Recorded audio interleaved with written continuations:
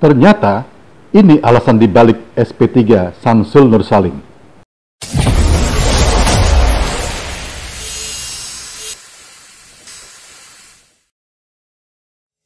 Siapa yang tidak mengenal Samsul Nur Salim alias Lim Tek Siong atau Lim Tun Ho yang lahir di Lampung tanggal 19 Januari 1942.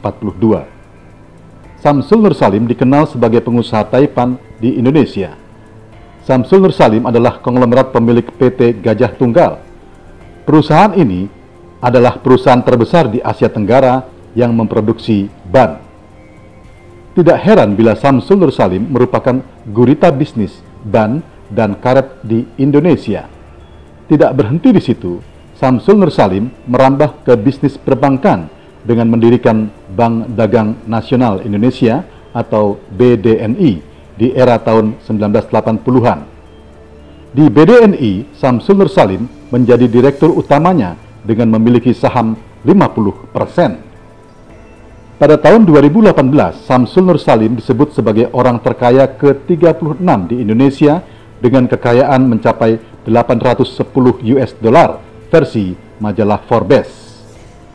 Di ranah bisnis perbankan, Bank BDNI milik Samsul Nur Salim ini yang kemudian mengantarnya sebagai tersangka kejahatan perbankan di Indonesia.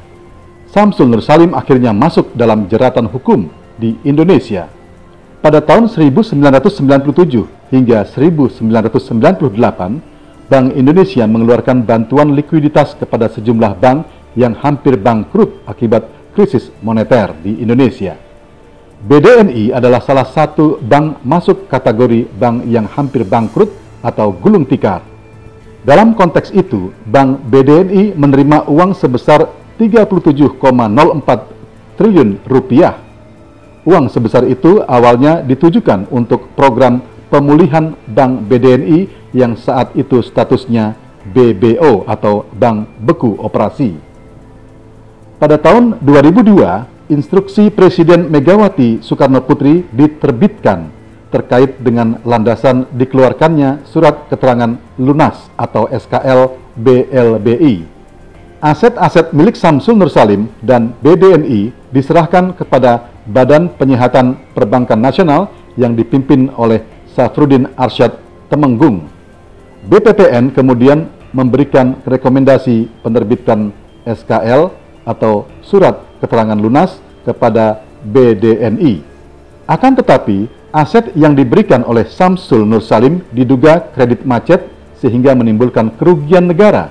Hal ini yang kemudian diusut oleh Komisi Pemberantasan Korupsi atau KPK.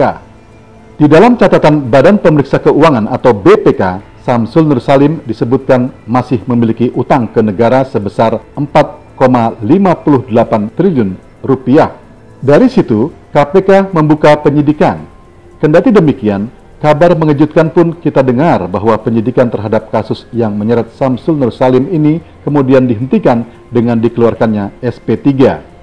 Menurut Wakil Ketua Komisi Pemberantasan Korupsi atau KPK, Alexander Mawarta, KPK berkesimpulan syarat adanya penyelenggara negara dalam perkara tersebut tidak terpenuhi, sedangkan tersangka SN dan ISN berkapasitas orang yang turut serta melakukan perbuatan dengan SAT selaku penyelenggara negara. KPK akhirnya menghentikan penanganan perkara Samsul Nur Salim dan istrinya Icih Samsul Nur Salim dalam kasus dugaan korupsi penerbitan Surat Keterangan Lunas atau SKL Bantuan Likuiditas Bank Indonesia atau BLBI. Penghentian perkara ini dilakukan setelah usai dikeluarkannya Surat Perintah Penghentian Penyidikan atau SP3 oleh KPK per tanggal 31 Maret tahun 2021. SP3 terhadap kasus Samsul Nur Salim ini tidak terlepas dari putusan kasasi mantan Kepala Badan Penyihatan Perbankan Nasional atau BPPN Safruddin Arsyad Temenggung yang divonis lepas oleh Mahkamah Agung. Safruddin Temenggung adalah penyelenggara negara di kasus ini, sementara Samsul Nur Salim dan istri sebagai pihak yang turut serta dijerat bersamanya.